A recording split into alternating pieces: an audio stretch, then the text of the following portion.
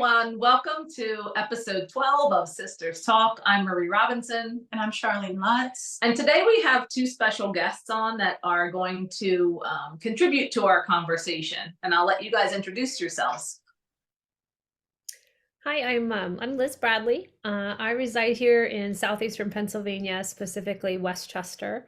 Right now, I am a homeschooling mama, a yoga and mindfulness teacher, and I'm the mom of two kiddos, lots and lots of animals, and I'm excited to be here today. Thanks for having me. Hi, I'm Lindsey Weir. I also live in southeastern Pennsylvania, a little bit closer to Philadelphia than Liz. I am a homeschool mom who is the mom of three kids and only one animal, a huge dog named Rainier, but I'm excited to be here today. Great. Thank you both for being here. And I guess what Marie and I were discussing this before you all came on, and sort of how we're going to let this conversation flow into dedication, which was the topic that we thought would be really relevant. I know I'm really interested in hearing about the co-op, the Wonder Club that you have developed for homeschool kids. So if you want to tell us a little bit about what that is and how that came about and what inspired you to create that, that would be, I think, a great starting point. I'll say the first part and then I'll let Lindsey fill in. So Lindsey and I, we basically met the way that I tell my kids that you will meet your lifelong friends. So in June of, well, I guess it was 2022, right? It had to be June of 2022, last June. So we haven't known each other that long, and yet I feel like I've known Lindsey my whole entire life. So we are in a mutual homeschool group, and we saw a post for like, oh, who wants to do homeschool rock climbing? And my kids love rock climbing. I love rock climbing. I had to give up rock climbing when my belly was very big with my son, but I love it. So we met at PRG here in Malvern, and saw Lindsey and her kids. Our kids kind of hit it off, and then we started talking. And I think one of the first things I remember Lindsey saying to me was like, just fly your freak flag, Liz, because that's how you meet your best friends. And then I was like, oh, I really like this person. She's really funny. Like, no one says that. So that's like my first like connection with Lindsey. And then our kids really hit it off, and we climbed for most of the summer together. And then we kind of started talking organically about creating some groups that were for different kinds of people. So Lindsey, I don't know if you want to fill in there. Yes, when Liz and I met, I had just moved back to the Philadelphia area after living in Hawaii. And before that had lived in Washington State and was really having a hard time finding my space in the homeschool community. I think a lot of people at that time it was an interesting time in education. A lot of people were homeschooling, new homeschoolers, but they were homeschooling because they were avoiding things, but they didn't necessarily know why, like what they were doing it for. They knew what they were doing it against, but not what they were doing it for. And so meeting people that I really connected with was hard.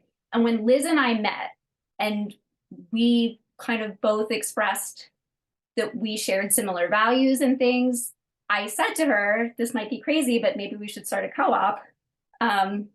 And she was like, yeah, let's do it. So. And I think within like 24 hours, Lindsey's like, I found a location, Liz. And so we found a location that was like literally 7 minutes between our, actually probably like 3 minutes from Lindsey's home then. And then that idea was planted, and it took us like 3 months for it to actually be planned just a little bit. The planning was a lot. So that's how we met. The idea of the Wonder Club, we went back and forth. I mean, the name, I got stuck on the name. It was so funny because I'm like, well, what should we call it? And Lindsey has an environmental science background. I have a social worker and mindfulness yoga background. I'm like, well, I really want to teach yoga mindfulness to kids because I see the value in, and I know that when I hold little babies for their mamas when they're in yoga, if I breathe that prana with them, the baby breathes that way too. And so when you start that young, connecting, breath and body, that's how you create connected humans. Yeah, we could start at 15, but wouldn't it be so much more important to start when they're born, right? So so that's what I wanted to teach. And then Lindsay and I both are committed to teaching nature and moving in that space of combating climate change and being committed to just being overall better humans to the earth. So I don't know if you want to go in there, Lindsay. Yeah, I think we had a very broad idea of what we wanted. Like I said before, I think that we shared core values, but figuring out how to put together a group from scratch, really, that included those values and really incorporated them, I think that was the challenging part. That's where it became difficult. We knew what we believed in. We knew how we like to, or how we believe children should be treated with respect. We believe in environmentalism, mindfulness, but how to make that into an actual co-op was the really challenging part. We felt dedicated to those values and dedicated to to creating a community where our children felt held, where we felt held, and where the other members felt held. But we didn't know how to build that community right away. Did you say that, Liz? Yeah, that was the tricky part because both Lindsay was kind of new to the area, and we were letting go of a lot of homeschool friends who just weren't in alignment, in true alignment, authentic alignment with who we were and where we're going. So we weren't starting from scratch, but we knew, okay, so we have we could invite these 20 families and see where the dust falls. And so we started to invite people, and I tried to really make a description so the right people would be like, oh no, this is for me. So it turned out that the right people came, but maybe not according to my description, right? So it was, I said, this would be a good space for you if you want to learn about nature, if you treat your children with loving kindness, if you want to have fun, if you are committed to being a good steward to the environment. And I forget what other descriptions are, Lindsay, but we kind of told people that. And we did, we started off, Lindsay, how many families did we start off with? I think it was 7 or 8. Yes, I think 7. I think 7 or 8. We fluctuated throughout our first year. Yeah. And the families that started with us in the fall, it's so funny. We retained only 2 families from the fall. So that was interesting. We had kind of so there was Lindsay's family, my family, these 2 other families who they're lifelong friend families of ours. We love them. And then we went through the winter. We took a little bit of break and resumed. And by March, we had, I think that it was about 32 people each Friday. And I was like, oh, this is a lot of children. It was a lot of children. And it was so fun. I credit Lindsay to that number. Lindsay, I got really scared one day. Lindsay was like, I invited all these people and they're going to come, Liz. I'm just deciding we're going to do it. And I think she knew that I was going to be like, hang on, Liz, or hang on, Lindsay, we're going to need to rethink this. But they came and it was the perfect people. In reflection, I'm missing a lot of those youth because some of them came back, some of them didn't this year, but it was the perfect people. And it was almost like sprinkling all the loving kindness that I had for this project all over the humans. We had such a fun spring. It was wild. It was crazy. I don't think we could have planned enough. We planned so much. In fact, Lindsay and I had talked today and I said, we talked every day for a whole year. And then when June happened, we didn't talk anymore. And I knew we were okay, but we've never talked about how that was weird for us, that we kind of just had a very yin summer. Right, Lindsay?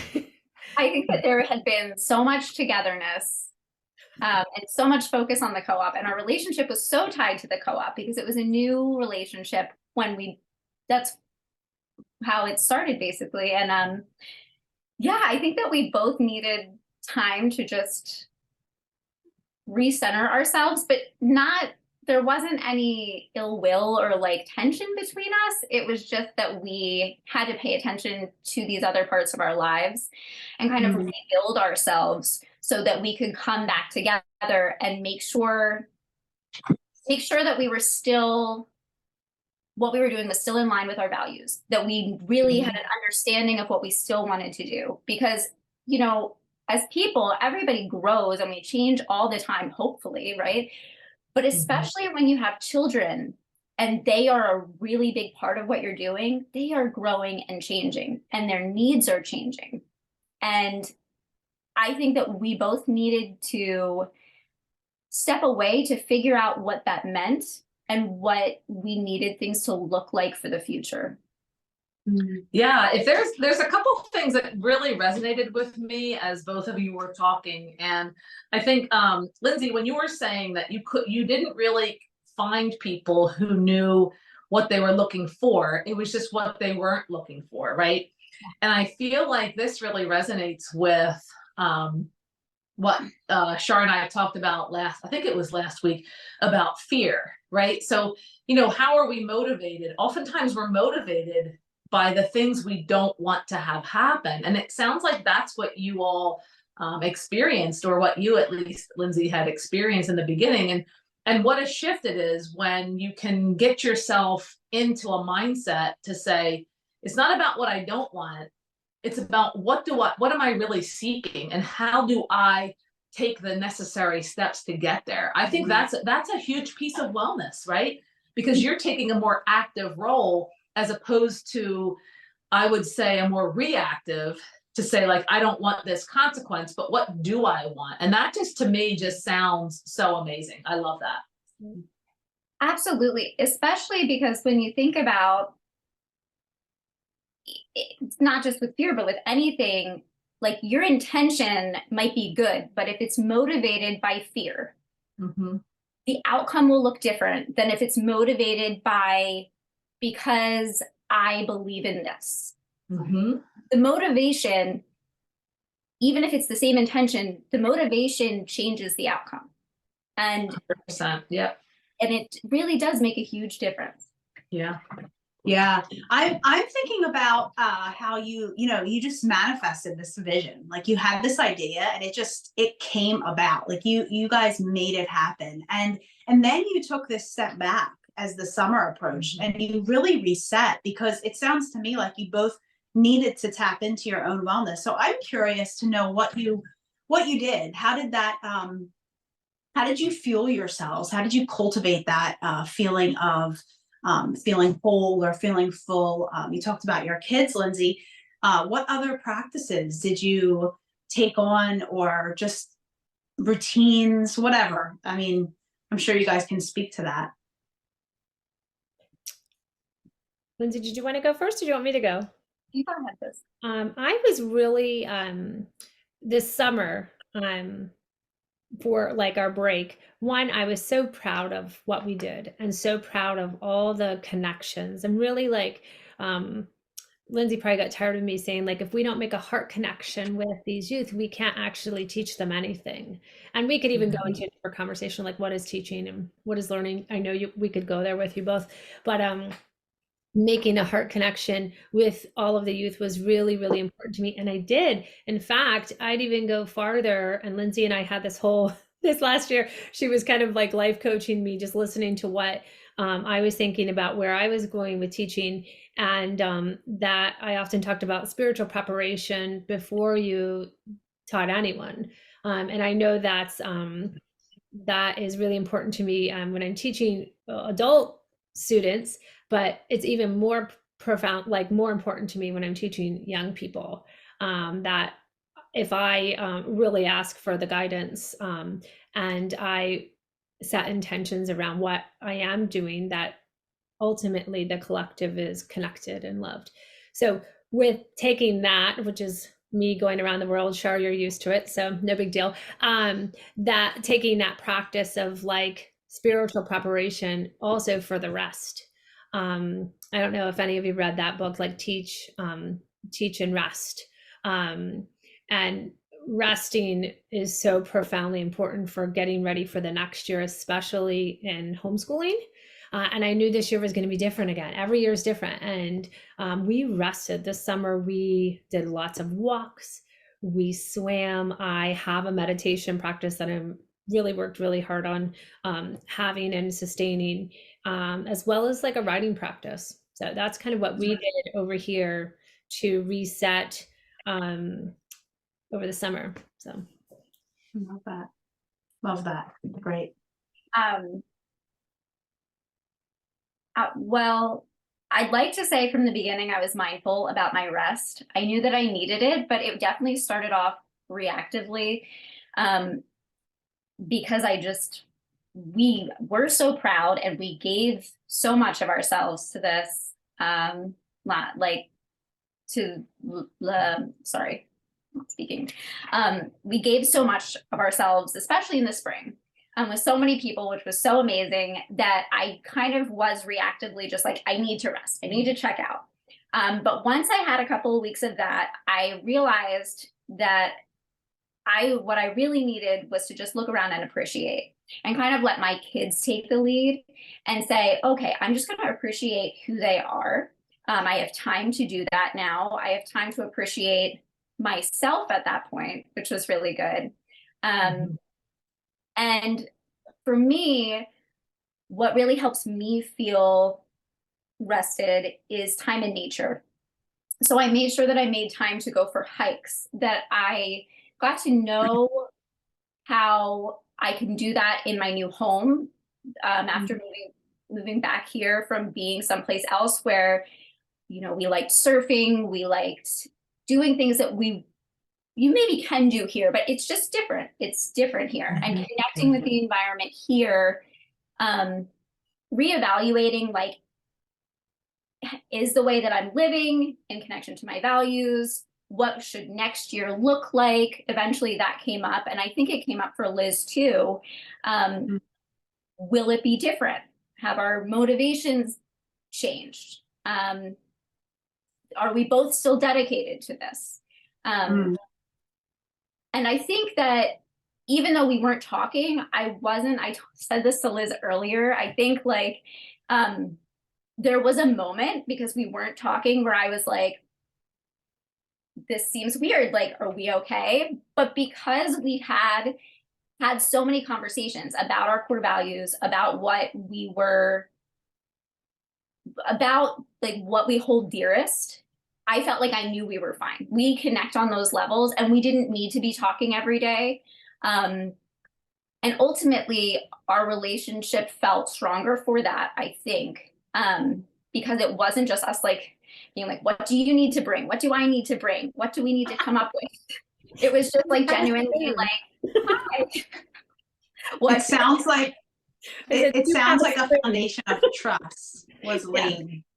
Yeah, absolutely. I just laugh at some of the text messages that would come. Do you happen to have a serving spoon? So where we meet, it is like a rustic historic cabin. Lindsay found this location. It's a beautiful cabin and a huge outdoor space, and it's beautiful. That has firewood, but it's run by the scouts. So there's not, if you want something that's it's just rough, we'll just leave it at that. So there would be times where I text Lindsay, do you have a spoon? Do you have like a serving dish? Like, because I would already have been on my way. So so we're not talking about that. We're talking about more important things. So right. Well, I think that your story sounds amazing. And I think that you are both really just wonderful examples of what people can do. And I would say specifically what women can do when they come together with a real connection in terms of like what you talked about, core values and a passion and that dedication. And I love that you talked about the intensity with which it all began, but then that ebb and flow, right? So then you took a break. And I think that really just aligns so well to what we all need to remember, that, you know, we can push and push and push ourselves to a certain point, but at some point we do need to rest. We do need to take a step back and we have to reflect and think about where we were, what we did, and where we're going next. So I just love this story. I think it's wonderful. Yeah, definitely. And I love that you tapped back into your self-care. I kept thinking of gratitude as both of you were talking, and just that you really filled yourself up with something that's so, so meaningful.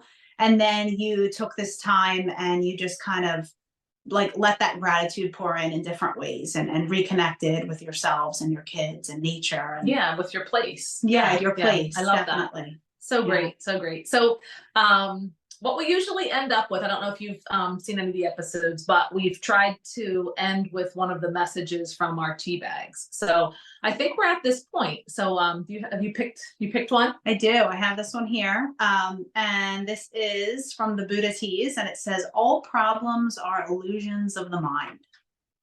I love that.